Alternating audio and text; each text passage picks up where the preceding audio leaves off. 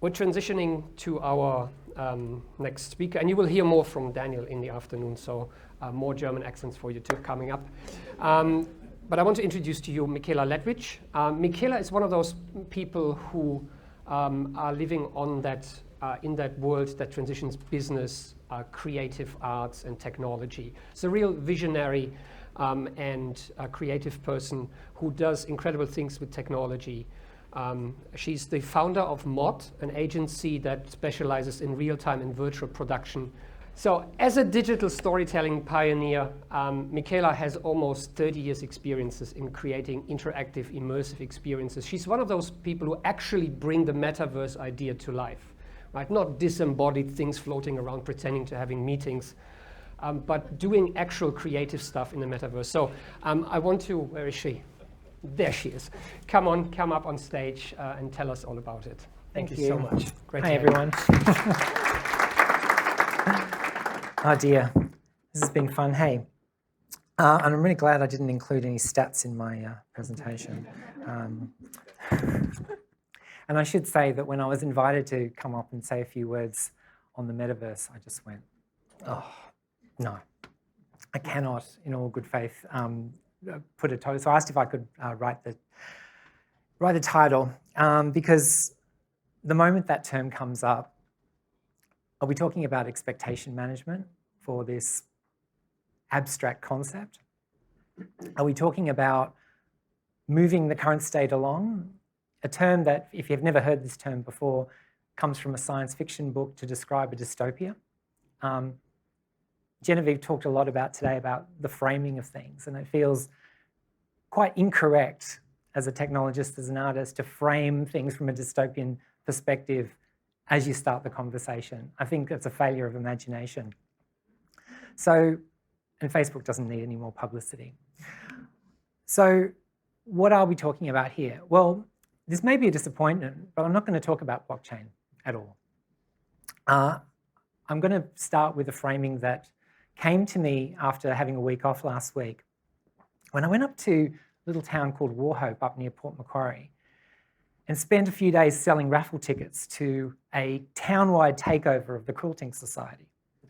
And watching this group, median age 70, women, basically bring the town to life by having hundreds of quilts in pretty much every retail outlet in the town, hanging from windows, bunting along the streets, patchwork, patchwork, patchwork, and basically using very minimal use of social networks, bringing thousands of people into this little town, raising lots of money. This was the winning quilt. And basically starting, I thought, the conversation about how you have open interchange of assets in a way that was, I found, very useful for this talk, because it struck me quite hard that I'll be lucky if a lot of the work that I've done with real-time 3D worlds over 29 years is going to last as long as one of those awesome quilts I saw. And that's a problem.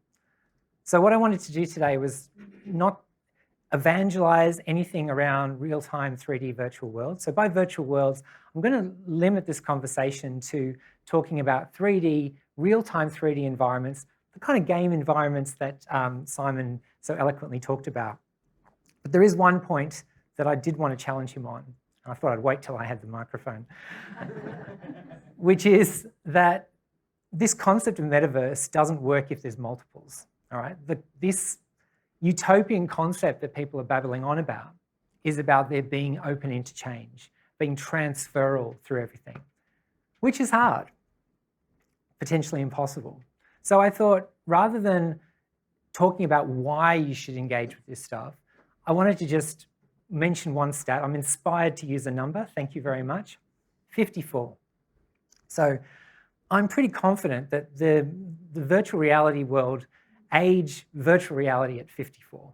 And I know this because I went to this graphics conference called SIGGRAPH 4 years ago, and they had a birthday, 50th birthday of virtual reality for Evan Sutherland, who's traditionally thought of as the founder of VR.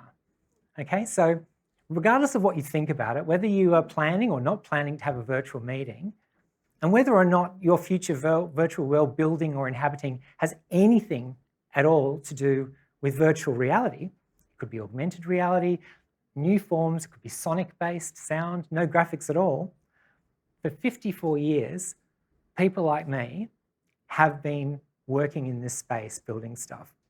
And so what struck me in preparing for this talk is how little what I do on a day-to-day basis, when I'm actually in production, when I'm designing, building and operating flawed worlds, how little the process has changed despite tremendous technological differences. And there's a ton of problems that we can talk about. For a start, things disappear way faster than quills. So in preparation for this, I was thinking, what was the first time I went into a 3D social chat space? So not just text-based, but actually moving an avatar through a virtual world. I was like, I think it was 95, that's right. And then I looked up an old magazine, long gone, and sure enough, in 1997, 95 to 97, Active Worlds basically was a social VR environment. And I remember this clearly because I was writing a review for it for the Australian Internet Directory. And I couldn't find a single picture on the internet of this first virtual world. I had to take a screenshot of an academic document. All right, so that's not that long ago. And you might be thinking to yourself, this looks really crap, why would I ever want to do it? But this moment, I was laughing my head off because for the very first time, I typed, hey folks, I'm reviewing this site. Could I get some folks to come in the photo? And about 50 little grey men started waddling towards my camera perspective.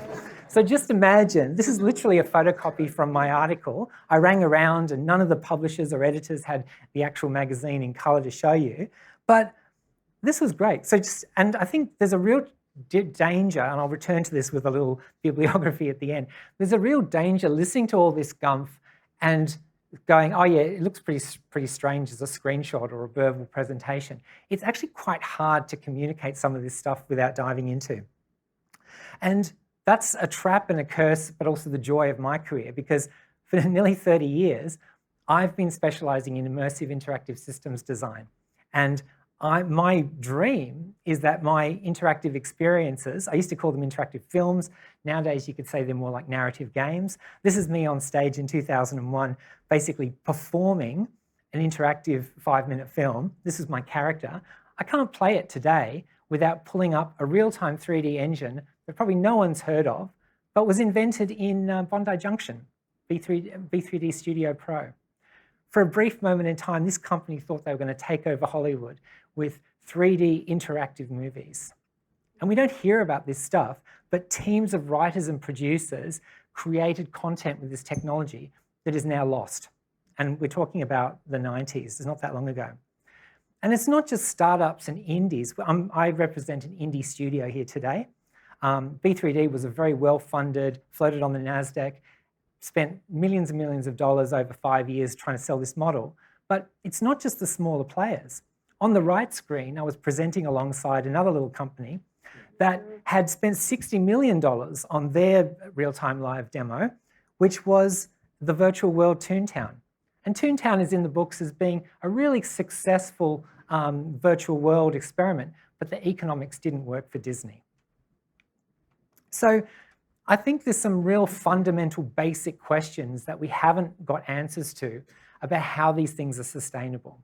And I don't want to get bogged down in why you'd even bother, because at the end of the day, I'm an artist as well, and I can choose where I spend my time, and we all want entertainment at times. And there is, as Simon alluded to, there is generations of titles that are using this model. But this is the model that I started in 2004 thinking about virtual worlds.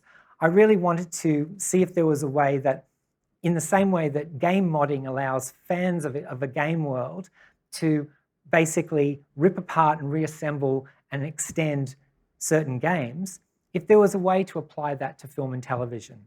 And that model completely failed. It did not take off in any extent, but there's DNA in that model in everything I do.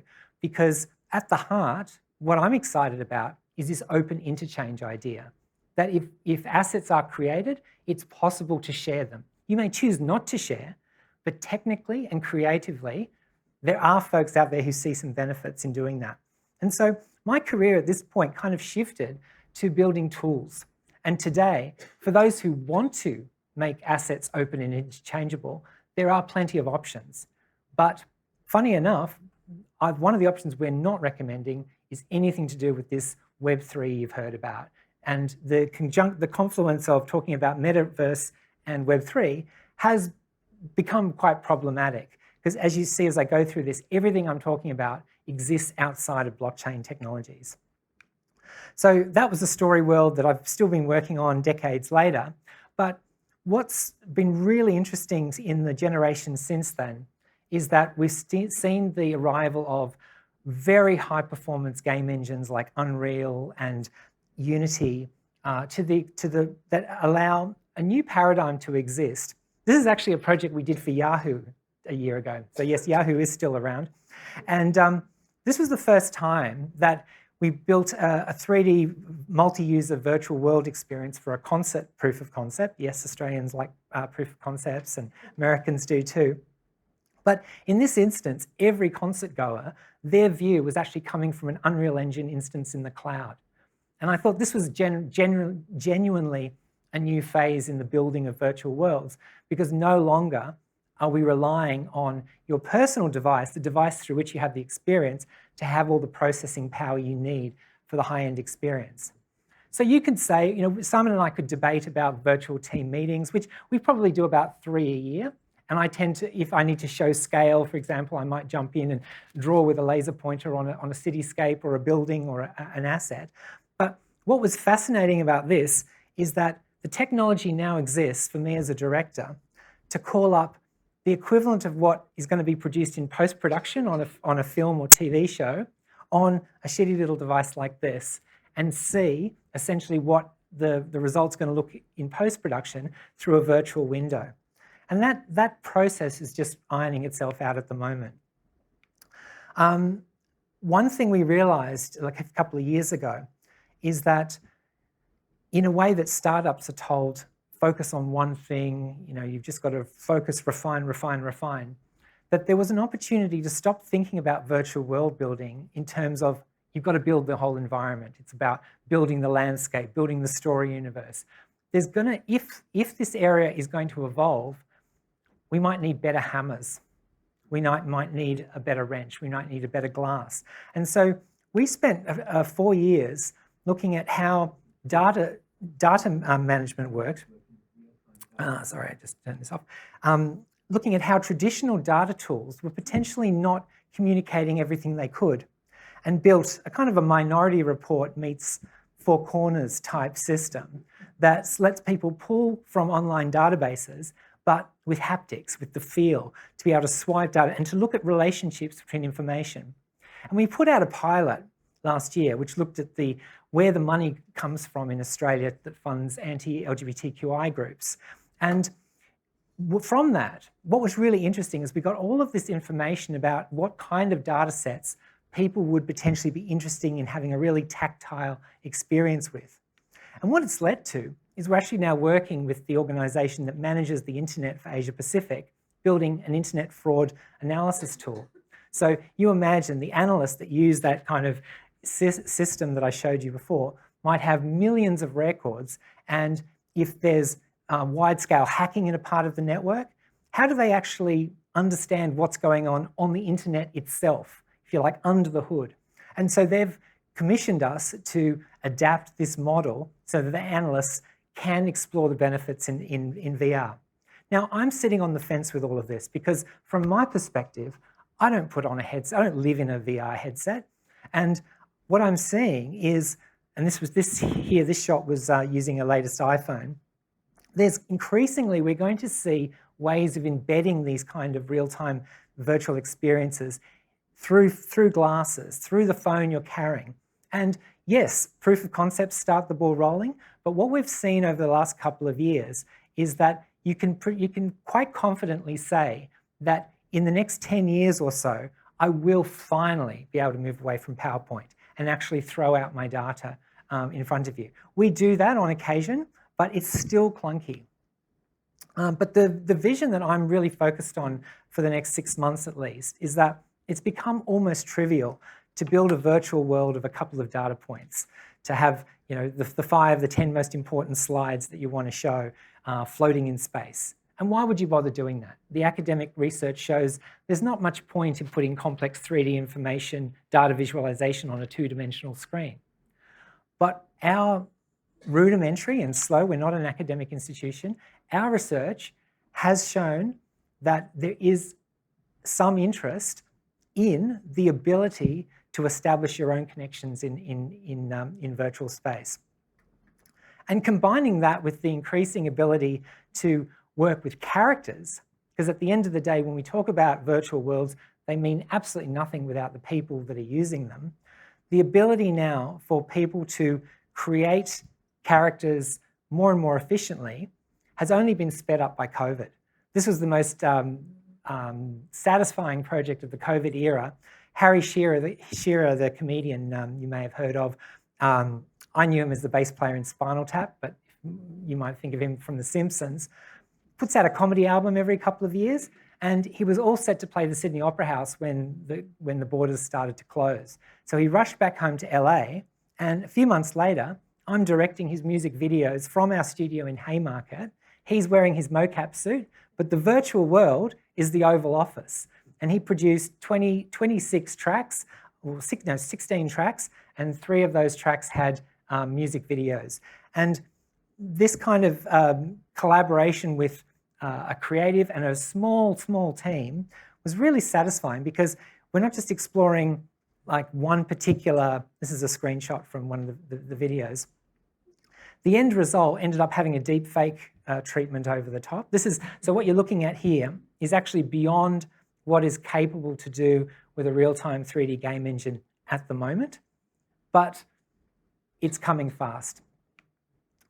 So coming back to this open interchange thing, it kind of saddens me that when you're a carpenter, everything looks like, what's this expression? If you're a hammer, everything looks like a nail. So I've been exploring this space for a long time, and as I said, I'm super passionate about the idea of some of the concepts of the metaverse taking hold, namely the ability to more easily move assets between these networks. I would argue that Simon should say virtual worlds rather than metaverses, and if you use that, well then they've been around for ages. The Blender Foundation, a Dutch-based open source 3D software company, has been commissioning and making open films for decades, licensed under the Creative Commons, which means that legally as well as technically, you can move assets around. And this is a really powerful concept that underpins a lot of what happens on the internet in terms of sharing. And in the technology space, it has been picked up by pretty much every industry you can think of, even the highly proprietary and copyrighted nature of the media and entertainment industry. So now you have organizations like the Academy Software Foundation that proudly tout their use of open source standards and technological tools for making films. But what is slightly disturbing to me is that there are equivalent models for content sharing. There are challenges around content sharing that go well beyond the technicalities about ownership, all the things that were talked about before in Max's talk as well. Problems that don't necessarily need a blockchain as a solution, but it's been put in a too hard basket. And so we actually worked with Animal Logic on this wonderful project a few months ago for the second release of what they call A-Lab. So Animal Logic, the animation studio, works at pretty much the high end of the animation industry, using very large teams, very complex content creation pipelines that are well beyond the means of individuals and small teams. But in the interest of educating the sector and also touting their expertise, they've been publishing libraries of assets, and their latest collection, everything you see in this screenshot, has been released as a library, and they've called it an open source library. I've taken a bit of issue with it because if you look at I'm one of those people who reads the licensing documents. it doesn't give you the right to do anything with this material except for R&D and education. So you can't completely reuse it. It's not like the Blender Foundation's ability to make your own films or take assets and do something creative for public consumption. But what's really exciting is that this key idea of open interchange exists right now. This is not, out of all of the woolly parts of this metaverse idea, this is one area that actually exists. So we actually worked, I won't play the sound, but this is the trailer for the project that we worked on with it. So as you can see, it's kind of got that high-end animation aesthetic. You could technically recreate this experience to some degree, because every single asset you're seeing on screen is actually available for download using an open format called Universal Scene Description, which is one of the open frameworks that is becoming more and more accepted within the media and entertainment industry. But no one, apart from me and my team, got to drive this character around with an Xbox controller. The Unreal Engine project, this was the first time that Animal Logic used a game engine to make a film. So it was a really exciting project for us, but even now, making the full thing is still a bit out of reach. So I'm not going to go over the ground that's been covered today, but I do think that to understand the significance of what Fortnite has been doing, you do need to jump in. The game engines are leading the way. This, Natalia from Unity at SIGGRAPH recently really spelt out, I think, a very clear, practical vision for content creators. And every large company you can think of, from NVIDIA to Mozilla, has their own individual visions for how this all plays out. But I think we need to work on the soft stuff. DNEG, one of the visual effects companies that produces these amazing visuals for the likes of the Batman movies, has a modern slavery statement on their webpage. Why do they have that? Because the visual effects content creation industry as it stands is not sustainable. You could argue that a lot of the issues with the virtual world hype that's going on is about serving long-term interests for the benefit at the expense of people who can only think in the short term, whether it's because they don't have resources or because they're being conned into something. And we can see this getting worse and worse. The idea that play-to-earn models like Axie Infinity that was touched on earlier, it's a whole nother talk on it, but there's some really interesting social dynamics that are going on. And as a trans person, you can see the backlash to certain iterative conversations that are happening. Genevieve talked about that as being an essential part of her practice. We have seen, whether it's complaining about the monarchy or abortion or trans, in Indigenous rights, we have seen a current failure of our existing virtual world tools and services to manage at scale.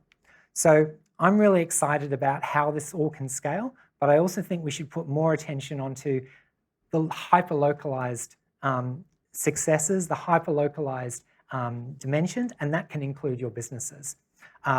Whether it's fiction, I was in a game that came out yesterday as I was playing this character in the middle of the screen here. Now, this is a video game like no other I've ever seen. It's 20,000 lines.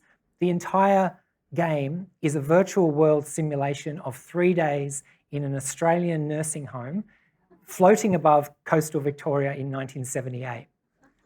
Go figure. It's taken 7 years to make. It's made with Unity. I really hope this game exists in 20 years' time, but on the current trajectory, it won't be possible.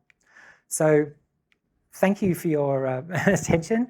We're trying to have more joy in the creation of storytelling and interactive experiences. I think there should be way more data storytelling, like Simon was doing, and also more tools. Thanks very much.